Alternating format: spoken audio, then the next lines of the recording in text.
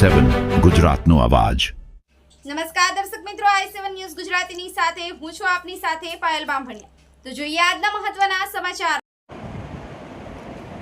સ્વચ્છ ભારત એક ભારત આંતરરાષ્ટ્રીય યોગ દિવસ દાહોદ જિલ્લામાં 12મા આંતરરાષ્ટ્રીય યોગ દિવસની ઐતિહાસિક છાપ તળાવ દાહોદ ખાતે રાજ્યમંત્રી રમેશભાઈ કટારાના અધ્યક્ષસ્થાને જિલ્લા કક્ષાની કરાઈ ઉજવણી।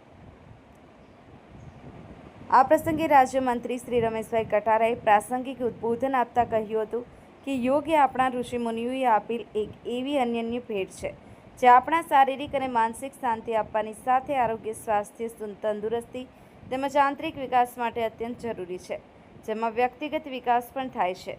યોગથી સારી કોઈ કસરત નથી। યોગ એ લાંબા તેમજ સ્વસ્થ આયુષ્ય માટે અત્યંત જરૂરી છે, જેથી તમામ લોકોએ તેને પોતાના રોજિંદા જીવનમાં વણી લેવું જોઈએ।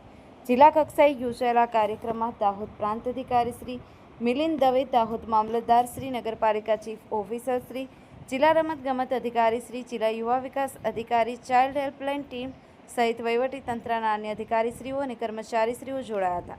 Bureau chief Kalubhai Damor, i7 news Gujarati, Dahod.